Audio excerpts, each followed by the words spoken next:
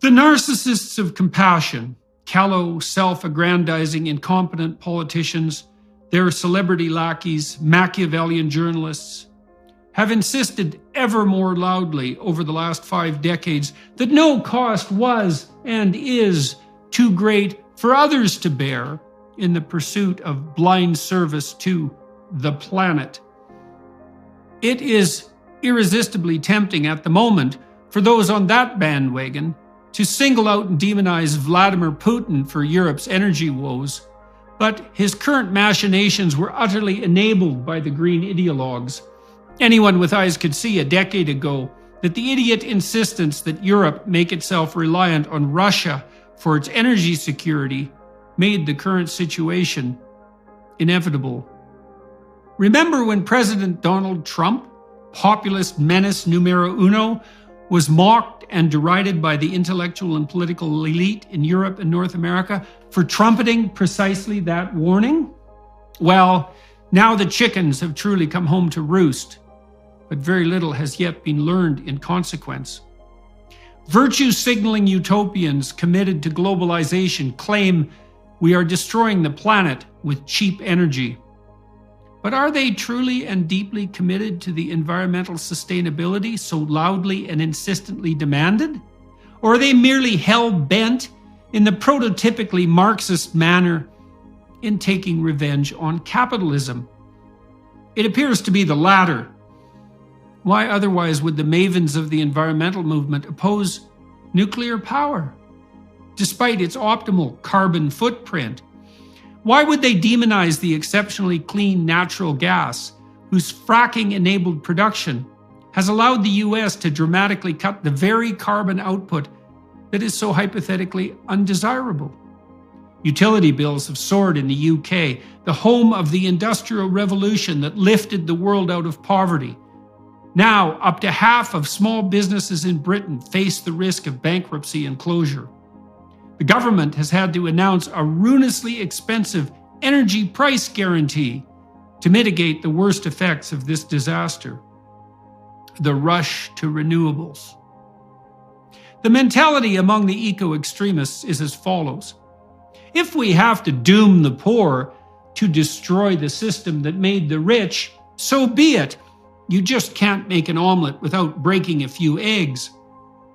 Here are some facts to remember while we so madly and ineffectively rush to renewables. The International Energy Agency recently indicated that 2 decades of intense support for such undertakings has hiked the proportion of energy provided by such means from 13 to 14% to an utterly underwhelming 15.7%. If all governments deliver on their current climate policies, the world will derive no more than 28% of its energy that way by 2050, and 100% by 2207. Not 2030 or 2035, but 200 years later. Does anyone on the liberal left accept such projections? Or are they a mere fabrication of the conspiratorial right-wing conservative imagination? How about the Biden administration? Biden's experts, no doubt motivated to be as optimistic as possible, project that a mere 27% of the energy produced by 2050 will be carbon dioxide free, and that full CO2 eradication cannot possibly occur until 2242. 2242!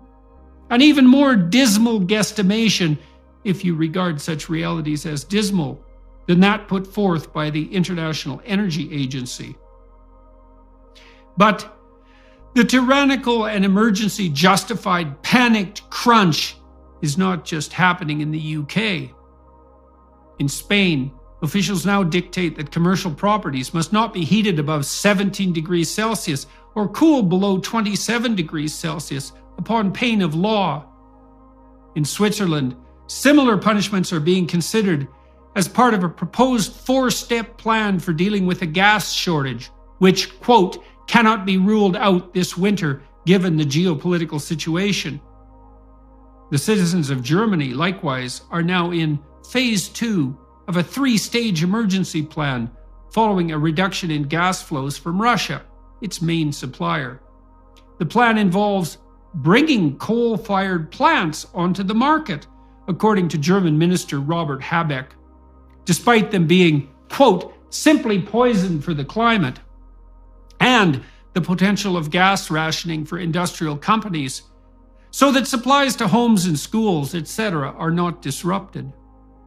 The extended plan involves curtailing the Christmas lighting that constitutes part of the celebration in the midst of the winter darkness in many locations where they generally shine. Nothing, either beautiful or pleasing, is acceptable in the least to the Grinches, and the Grinch was in fact green when confronted by the crisis they created. If such extreme measures have become necessary in the richest countries, what in God's name is going to happen in the poorer ones? When the shortages strike, the poor will inevitably and necessarily turn to less green resources. Many, even in Germany, are already stockpiling firewood and coal for the winter, leading to acute shortages.